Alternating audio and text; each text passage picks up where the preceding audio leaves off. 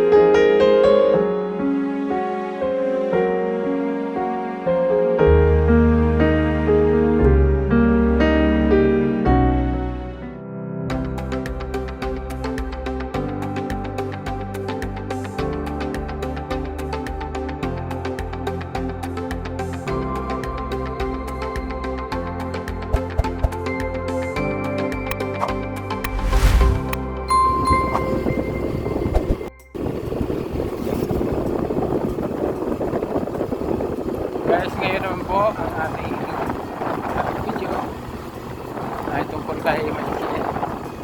Titingnan natin si Michael kung ano pa yung kalagayan niya.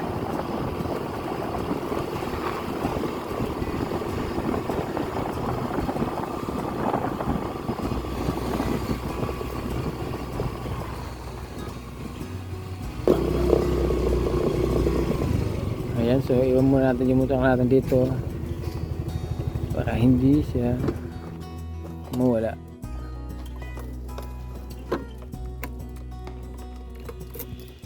Ayan, so may pasalubong din na bili ko to dun sa matanda kanina, yung pagkain ko ng guha, so ipapasalubong natin dito kay Michael.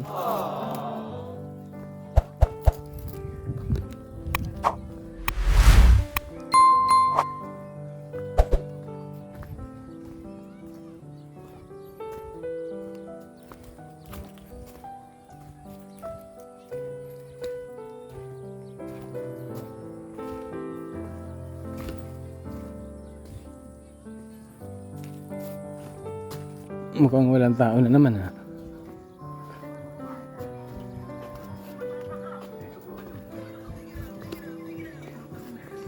Kakan. Hey,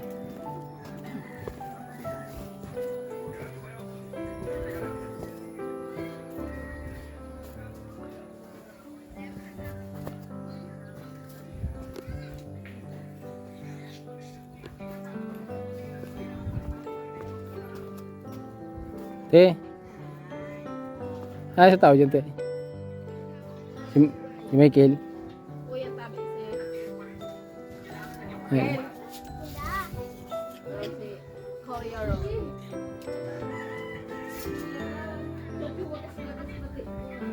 Ay na. Mike. Yan si Koyoro. Kita ka naman sundoon. Iwala ta ka na talaga digdi. Ah, makandalan, may ano kung makandalan. Ay, kusupog na. Sige na. Muna ko si... Ha? Hindi, binakal ko sa naman yun sa gilid.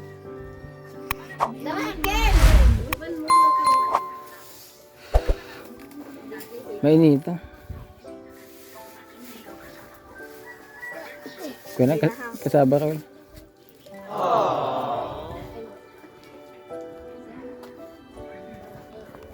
Ate, marin na hapon. Pero, buong gising. Basta kami atas turog.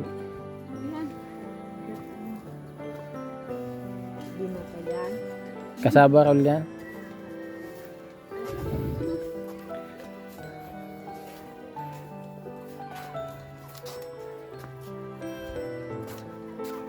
Ay, naku. Ano, Mike? Anong balita, Mike? Nakatulog ako sa nagigil ako. Bakulog ko na kamot ko. Nagtulog ako. Ano tagi mo, Mike? Ano yung ginagawa mo? Sino eh? Ano? Anong desisyon mo sa buhay? Si ate, pag-uwi po dito ni Michael, ano pong sinabi sa inyo? Wala naman ang sinabi niya sa akin. Wala. Bakit? May ano ba yan? May kasalanan ba yan doon? Ano lang naman, di ba yun na pag-usapan namin, huwag nang susugal. Hmm. Ganun pa kanyang ginawa. Sugal pa rin. Sugal ba rin? Okay, tatawa ka. Huh. Sabi ko pa naman, yun yung ayaw na ayaw ko eh. Oo. Ang isa pa problema ate, nagsusugal na nga siya, hindi pa kumakain sa tamang oras. Hapon akong kumain. So, dalawa yung magiging problema natin. May magkasakit. O pwede itong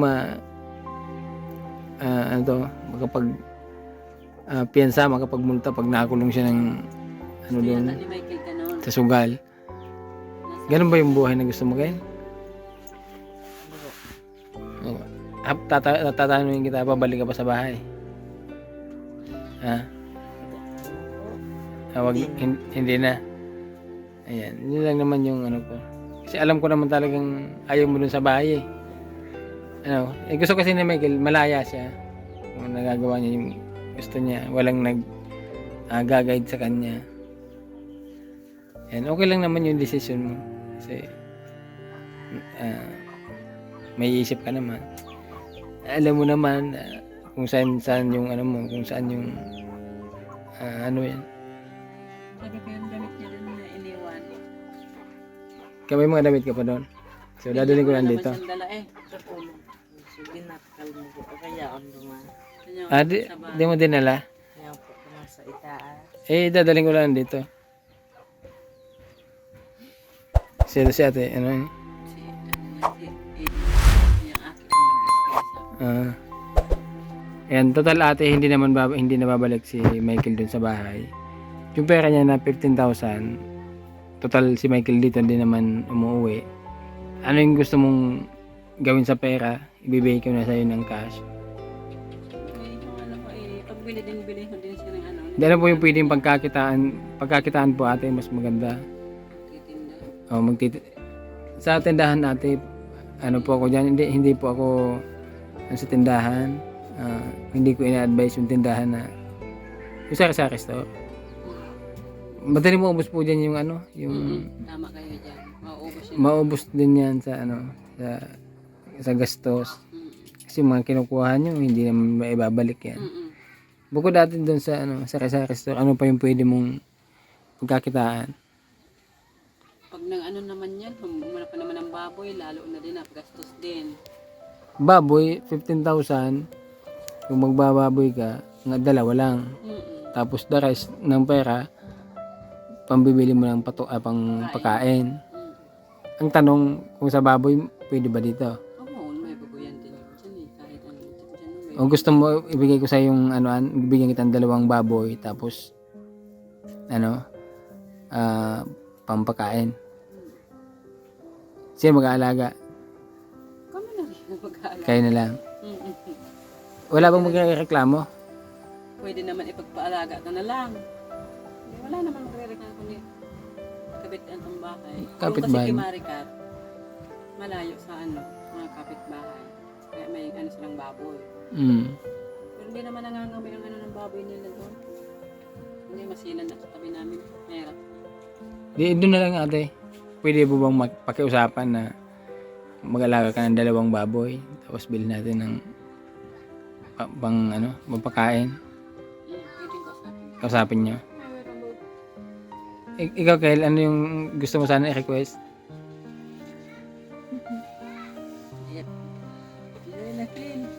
Request ko ta sir.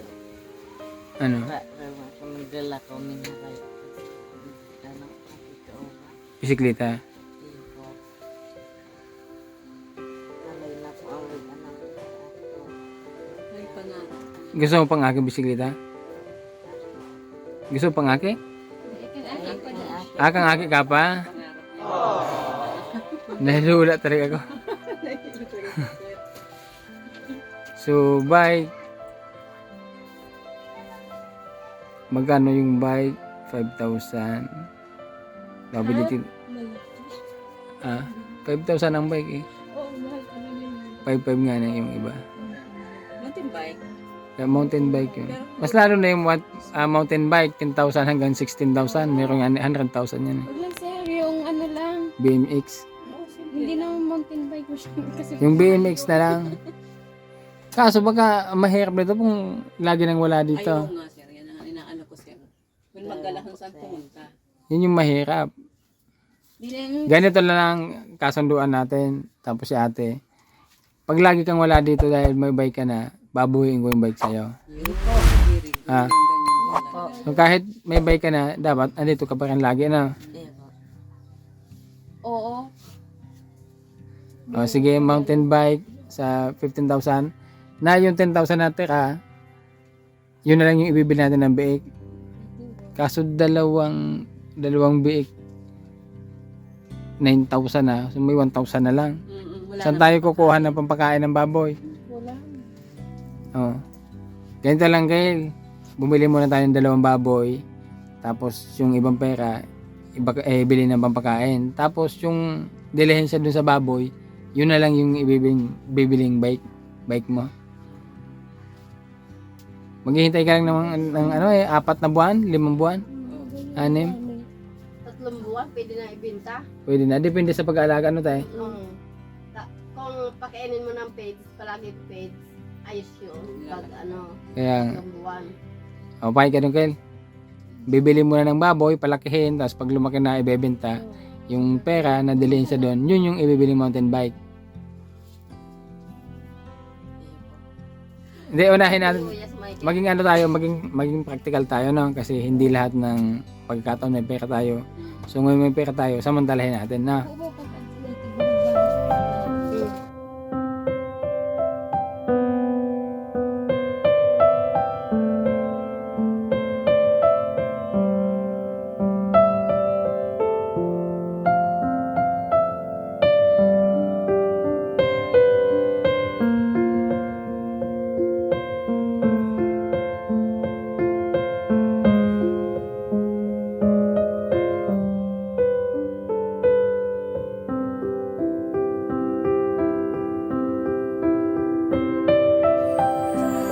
Sige!